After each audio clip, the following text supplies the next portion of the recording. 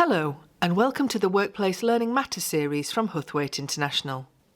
In this episode, Andy Lancaster, Head of Learning at CIPD and author of Driving Performance Through Learning, talks to Robin about self-directed learning and how organisations need a fresh approach to ensure that they can harness the learning power of their people. This is the audio recording from that conversation.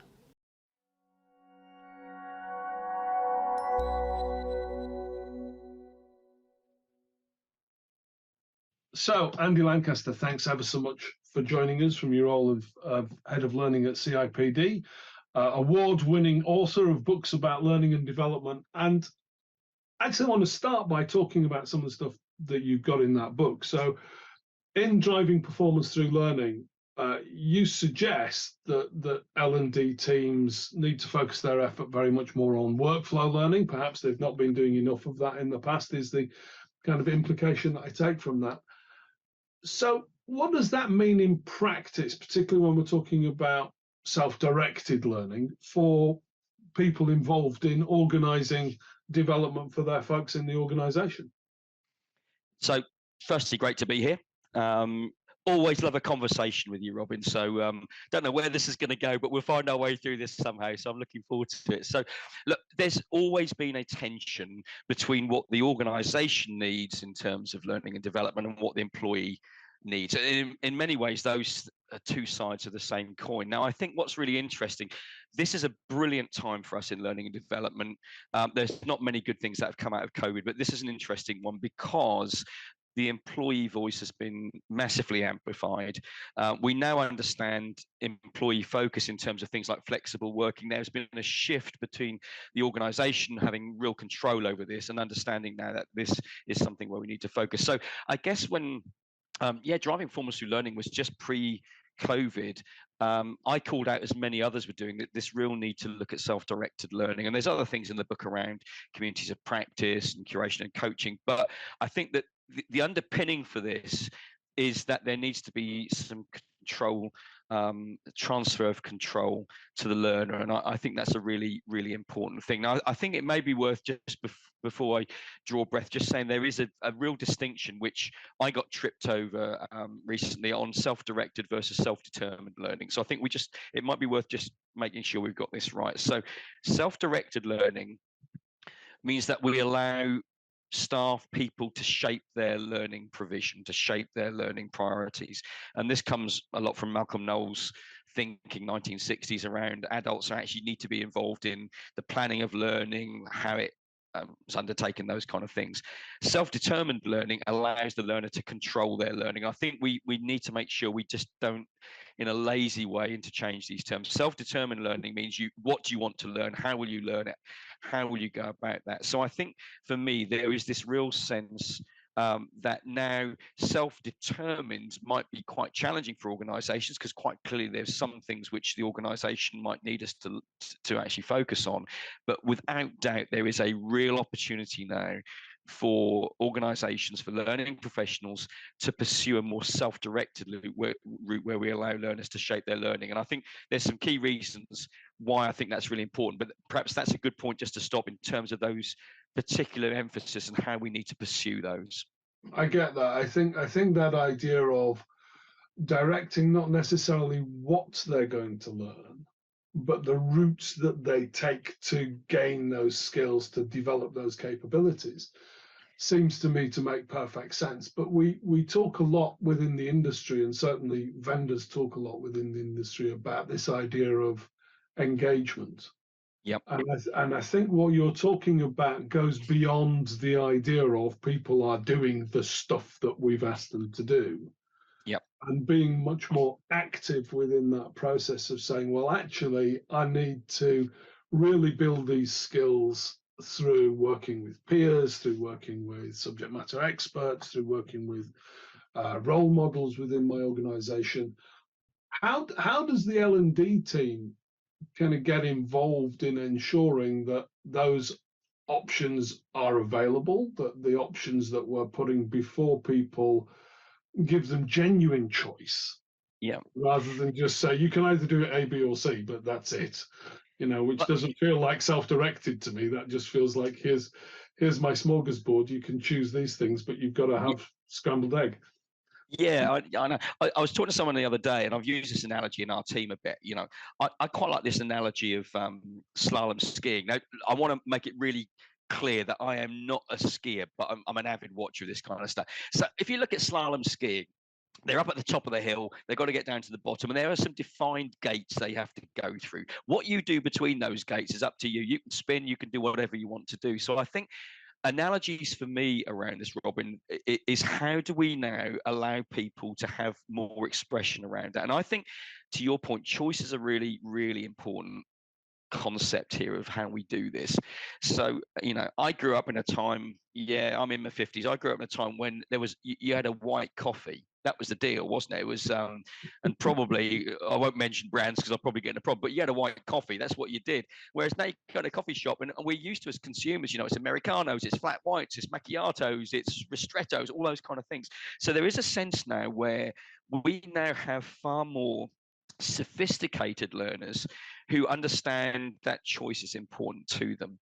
So I think that the starting point for us as learning professionals is to really think about choice, and there's specific things we can do around that which we can unpack. But I think that's the point. It's not one size fits all. We knew it never was.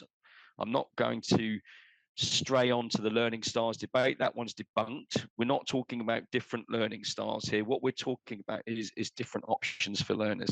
So, I think it was Henry Ford who was allegedly said you can have any car providing it's black. We've got to move beyond that. We've got to move beyond those kind of things. So a choice-based design approach, I think, is the starting point for us. I think that's a really interesting idea, and I'm thinking about the foremost philosopher of the late 20th and early 21st century, who was, of course, Paul Weller, who said, the people get what the people want what the people get, and there's an element there within thinking of learners, of consumers, of people who are choosing, which is that they don't always choose the best options. And you talk in the book very much and quite at length around this role of L&D as consultants. Yep. And I think we've kind of thought of that before as consultants to the business, consultants to the organization. But is there a role there in terms of acting as a consultant to the learners, to the participants in the programs, or to those who need to develop capability, to help them navigate, well, what do these choices mean? Yep. What's the most appropriate thing for you in your circumstance? And almost that becomes like a kind of coaching conversation in some ways. Yeah, no, immediately I'm kind of tipping from small organization to large organization, and we've got to understand that at scale, all these things become more challenging. But the answer is absolutely yes. And I think even in large organizations, we can get alongside managers, and it's something I want to perhaps touch on in a minute, because I think managers are crucial in this self-directed process. It's absolutely vital role they play. But I think we can get a sense of what choices might be useful. And like you said, you may have formal learning in there, but I know you're passionate about informal learning. There's so many wraparounds we can put around these things in terms of curated resources. We can put around coached interventions. We could put around community conversations. So I think it's not difficult for us to do. And in many senses, I think we're doing a lot of this stuff. But for me, the intentionality is the key thing on here, that we are getting alongside learners as well as the business. And it comes back to the old kind of thing. The business might say, I don't want to be derogatory to the business. Often we're talking senior leaders here. The most cost-effective way of this is dumping some e-learning on the organization. That's the most cost-effective way of doing it. But it ain't necessarily going to move behavior. So I think it's us being far more consultative with the learners, but also far more consultative and perhaps assertive with senior leaders to actually say, we know about learning, this is our job, and there are more effective ways of putting this together. So that choice-based menu is really important for us to have that. And then people can opt in and out of that. Managers can support that. But it's away from this one-size-fits-all, I think. And I think a lot of the work that I do is talking about, okay, so you've got this thing, whatever that is, whether it's a course, whether it's some other form of input, whether it's just a piece of comms, but it's something which says, here's what we want you to be able to do. And then there is that gap between okay, so I now know, or I have been informed, or I've been taken through a process which gives me some clarity about what it is that I need to do. But I haven't yet got to the point where I'm practicing those skills day to day. I'm not getting feedback as I do it in real time, in real work, in real situations.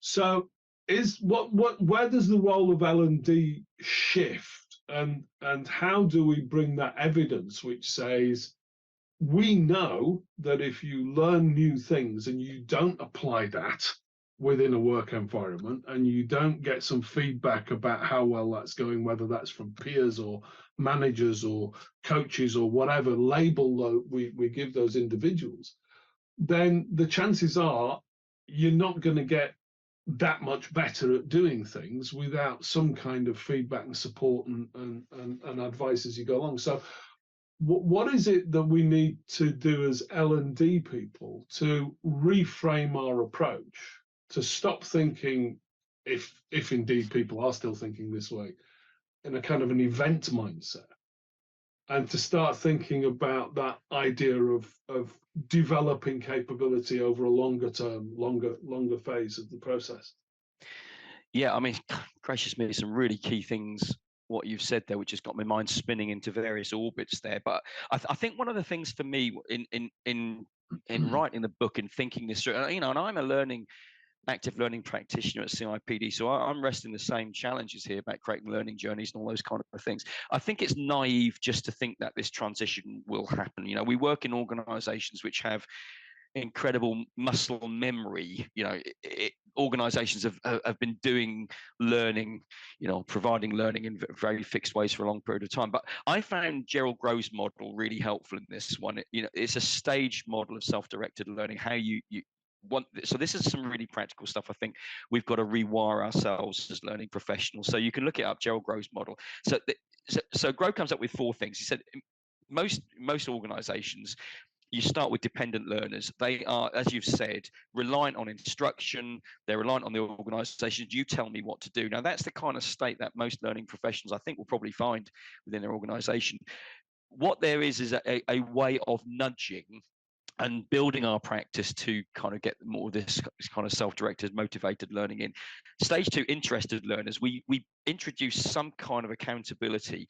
We engage learners to talk about their personal needs rather than generic goals. We go from just formal learning into wraparound. So we move to kind of interested. Stage 3, Grove says, is about involved learners. So there we begin to involve learners in the process. They join us in the design, in the decision making. We may have people representing on our design teams, which is something I do at CIPD, which is absolutely brilliant as we're designing things. Good gracious me, how crazy that we don't have learners in our design teams. That's any product designer would do that.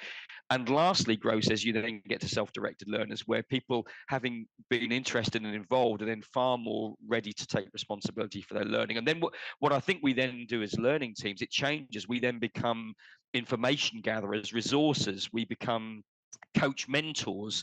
We're alongside the process. So I think for me, that model is useful, because I was wrestling with, how do you get from people who are totally dependent on organizations for prescribing learning, where it's a terrible state to be in, to the self-direction. So I think those 4 stages are really useful, and they're very pragmatic things we can do at each of those stages. And I think some of that is about just that transparent and open communication with people about, these are the skills you've got now. These are the skills that we as an organization are going to need. And there's not a route map for that. There's not to say you have to develop these skills versus those skills. It is, we need a bunch of people who can do this. We also need a bunch of people who can do that. And we need a bunch of people who can do that. So there's an element there of you determining, in using that term wisely, what your career path might be, and then directing your learning with the support of the organization to achieve the goals that you have collectively agreed.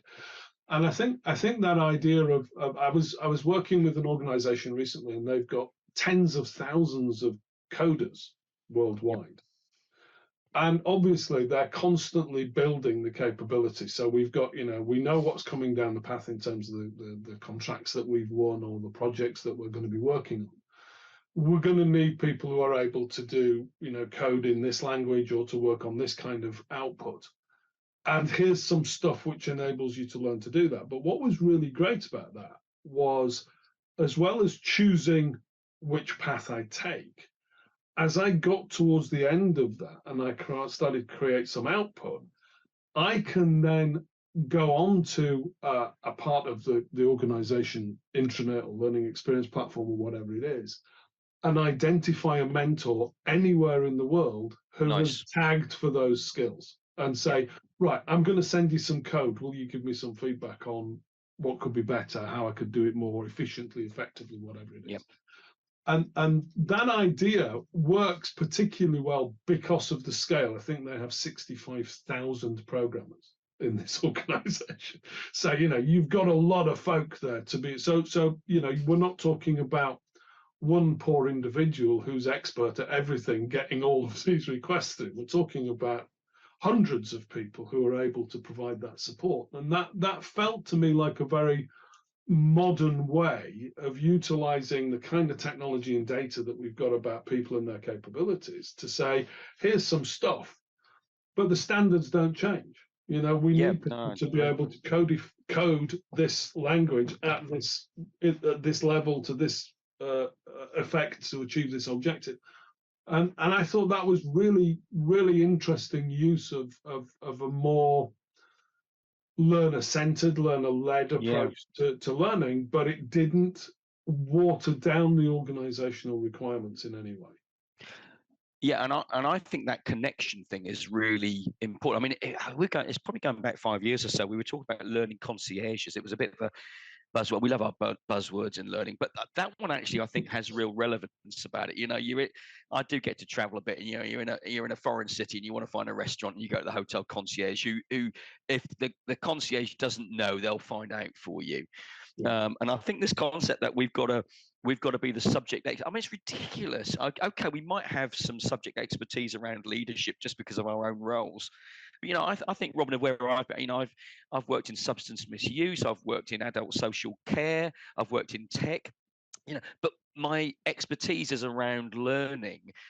But I think to your point there, what we've got to do, this concierge model is brilliant, because what we do is we spend more time thinking about how do we connect people, how do we find resources, which why curation for me is absolutely fundamental in this one. So it does change the model of learning. And in some ways, it's a release for me. I haven't got to be the person who knows how to make a darn pivot table work.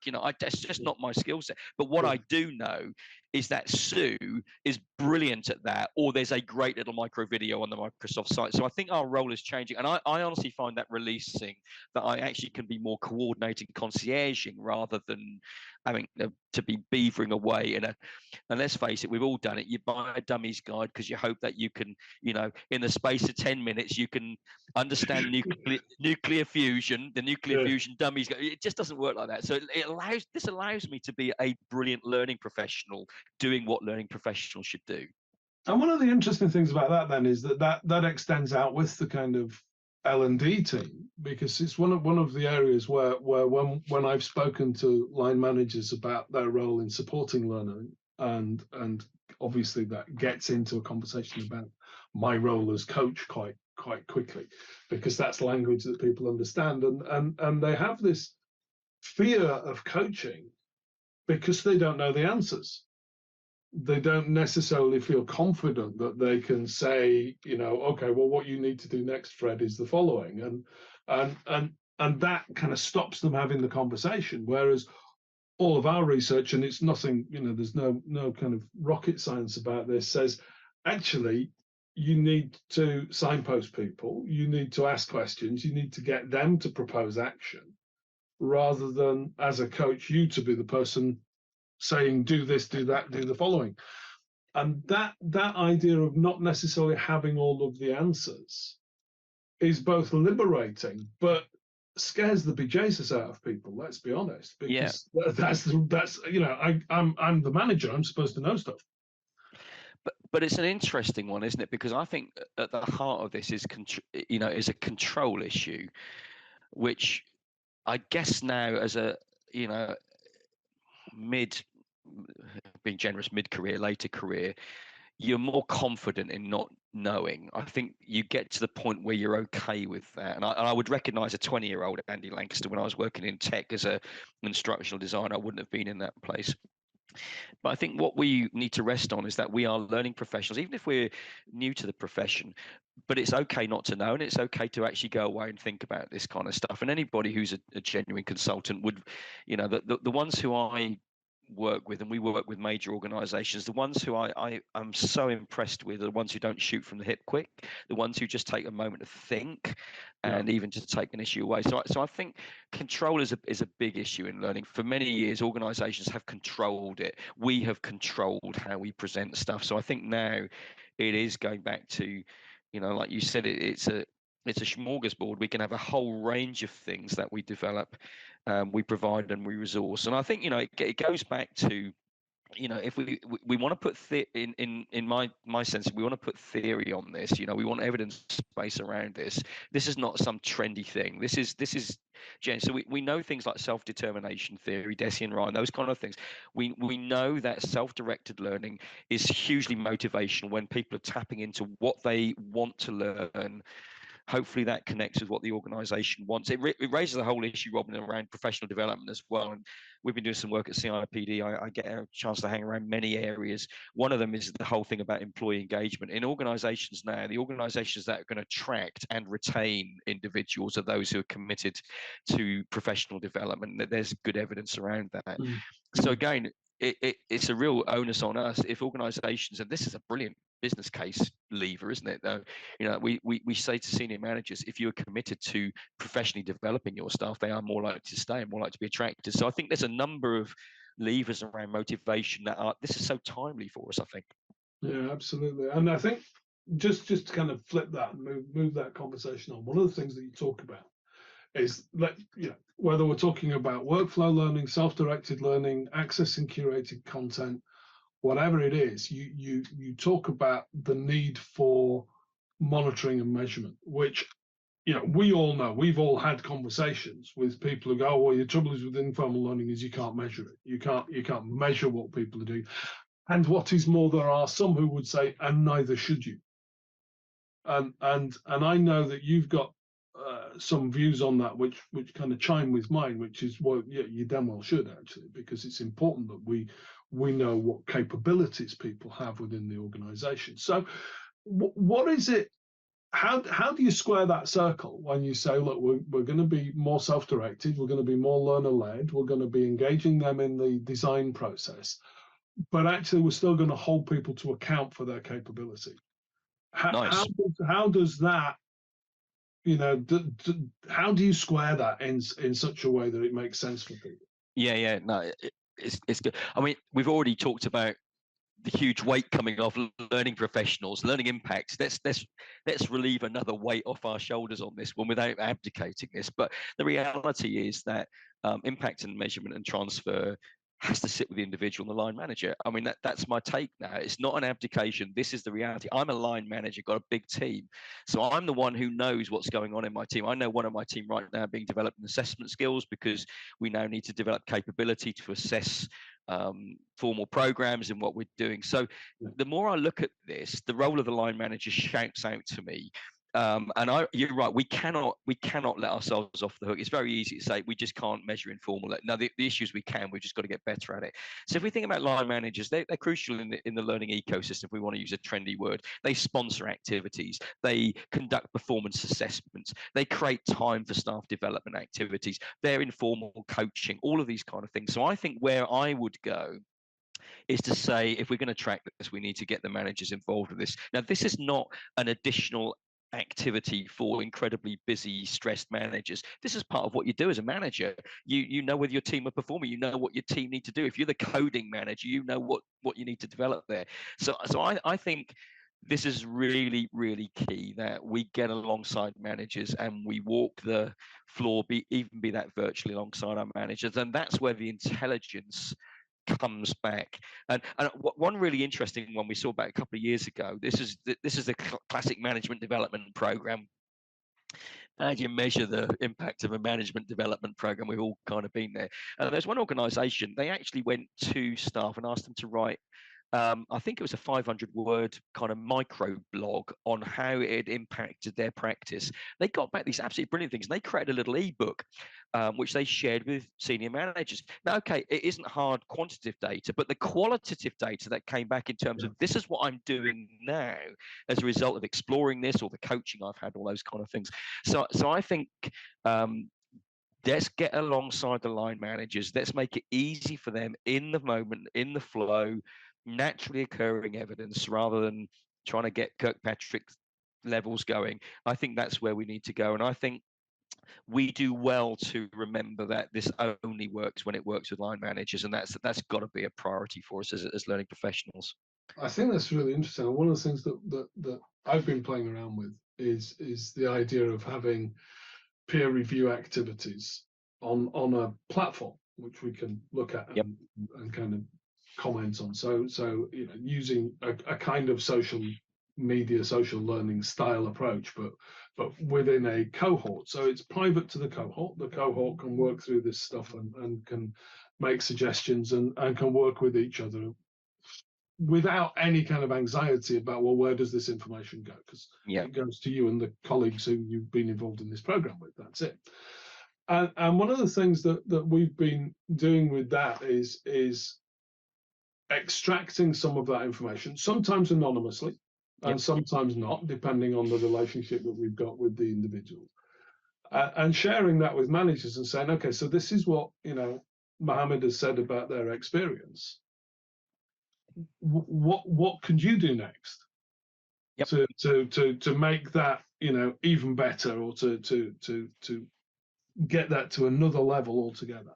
How can you make that work? And I think that idea of I'm a big fan of reflection, as you know, and this idea of it not being very complicated or difficult. The idea of saying, what have you done? So what have you learned? What next? What are you going to do differently next time? Is a conversation that can happen in 2 or 3 minutes, and happens best once it has become so embedded within the organization that the conversation happens internally. You no longer need somebody externally to ask you those questions. You're asking those questions of yourself. What did I do? So what next? That approach, I think, is vital to how we shift the needle on learning from being that dependent learner model of I expect to be taught and I expect to be trained, through to I am responsible for my own capability. So I guess that's a long-winded way of saying, so we know that quite a lot of organizations are still focusing on learning and training as being a series of inputs. Whether those are event-based or e-learning modules, or we've created this fancy LCMS system and you've got some stuff that you can look at.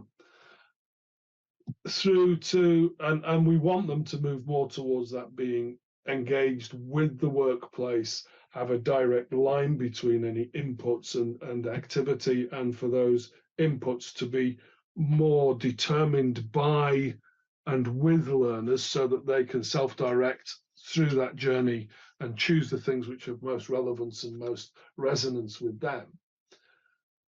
What are the steps that we take to move from that first vision, this idea of, we organize courses, to we enable people to learn? What is it that as L&D people we need to do to move that? So I'm going to give a few quick, there's more detail in the book, but these are a few things that in doing my own reflective practice, Robin, is so key in this one. If we could actually embed reflective practice in the organization naturally occurring, these are the kind of questions we as managers ask staff in our one-to-ones, in our support, in our supervision. What do we do? How could we do this better? So I think that's absolutely key. But here's a few things which I think we need to support a change in learner mindset. I think learners often are very hardwired in how they anticipate learning is going to occur in organizations. Put them in their own personal life, they're probably sitting at home in an evening listening to a podcast, or all that kind of stuff. But we have this really strange kind of war between what we do in our personal lives and what we do. So I think we need to help learners in terms of we are going to do learning different, or we're going to structure learning differently. We don't do learning, but yeah, we need to look at this mindset. And I think things like curiosity are really important, self-awareness, and that kind of reflective is really, really crucial. And I kind of revisited some of my stuff because I trained as a teacher and lectured at university and education going back a long way. We used to look at metacognition, you know. Now, if you don't know what metacognition is, this is just thinking about how we think. It's kind of sounds a bit kind of academic, but it's really important. And the psychologist John Flavel, who kind of was the kind of brains behind this metacognition, he went and said there's some key stages in this. One is knowledge. Individuals need to understand themselves. They need to be able to plan, monitor, and evaluate how they're doing things. So I think we need to help learners in planning, monitoring, adapting, and evaluating. That's a very, very practical thing we can do. So I think there's some very helpful things we could do. I put a checklist in the book around this. I haven't got time to unpack it now, but I think really helping learners to think about learning is a really, and we could create micro videos. There's all sorts of ways we could do that, but just get people thinking differently.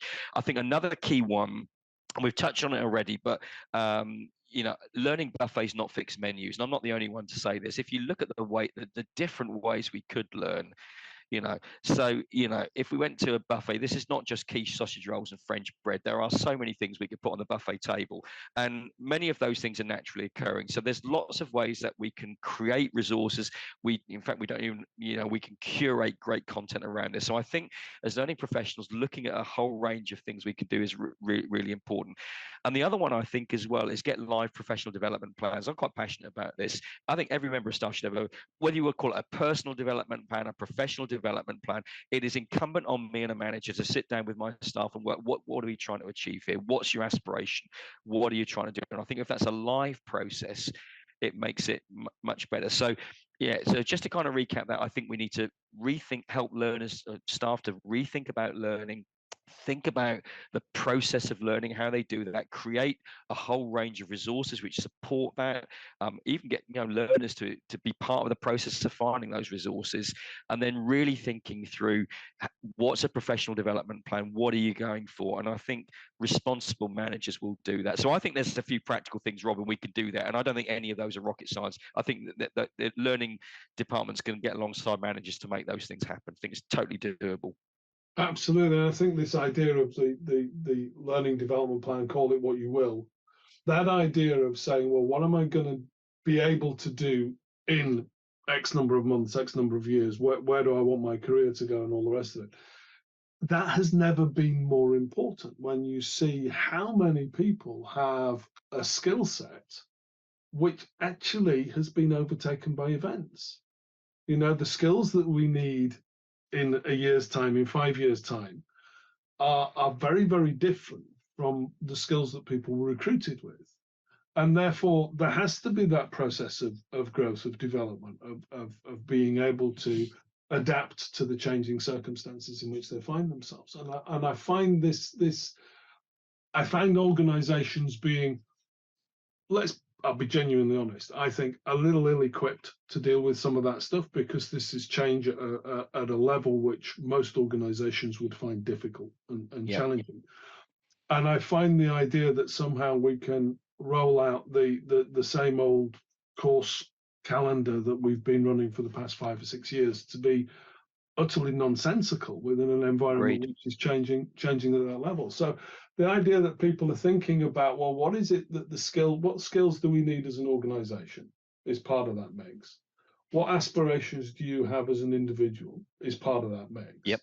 And what is it that actually really inspires and excites you and that you want to know more about, because that then speaks to that idea that you were talking earlier on about, you know, talent retention, about keeping people within the organization, which is, am I being excited by the opportunities that are there? And I think very often, you know, we've all come across CPD points and all of those things where, you know, towards the end of the year we tick a load of boxes and say, yeah, I read that journal, you know, and all of those things. But that's not exciting, that's box ticking. And we need to move it out of that conversation and into something which says, no, this is genuinely about where do you want to be? What do you want to do with your work? Because you spend a lot of time here. How can that be more exciting for you? Yeah. And I think that the pace of change, doesn't that show even more that as learning professionals, the actual support for learning is the crucial thing now. This is changing very quickly now with AI, and I was just even reading some stuff this morning on AI content creation. I mean, this is moving very fast right now. But we now need to be experts in supporting the learning process, and that's a very, very different concept, I think, for many learning professionals. Our knee-jerk response is not to write materials or courses or to schedule events, but to actually think about the creative ways that these things can happen. And ironically, I mean, my last two roles have been in third sector organisations. I said I was working in adult social care with adults, many of whom had dementia, those kind of things. We didn't have shed loads of money in that. And I certainly working in drug rehab, we didn't have huge budgets. It's a really challenging sector. Many of this stuff is actually far more cost effective to do than to go and procure some LMS course or to get an expert to write it. What we're looking at is pairing people. And I look back to my days in working in substance misuse and rehab. We had experts in the organization. Connecting people with the expertise is what we needed to do. That didn't cost anything. There was time involved. So I think this is not about asking for more money or bigger budgets. This is just being a lot smarter with the resourcing that we have. And I think back, Robin, when I in the adult social care, we actually did a questionnaire on what skills do you have that the organization don't know that you've got. We were astonished because you tend to be defined by your current role, don't you? But we forget someone has had years of other experience. We unearthed all manner of expertise in the organisation. So there's a tip for those listening on here: go and find out what do you know. Lift the lid and find out what don't you know that staff have, because you may well have some very experienced experts and coaches already in the organisation who are just hiding their light under a bushel right now. So that's one worth doing. Absolutely, and I think it's useful. That's useful advice. Go and ask some people some questions. It's always good advice. Seems to me. Andy Lancaster, that has been a great conversation, and thank you ever so much for joining us. I hope that people will have a look at the book. I hope people will think hard about some of the things that they've been doing. Andy Lancaster, thank you very much for your time today. Great to be with you. Thanks, Robin.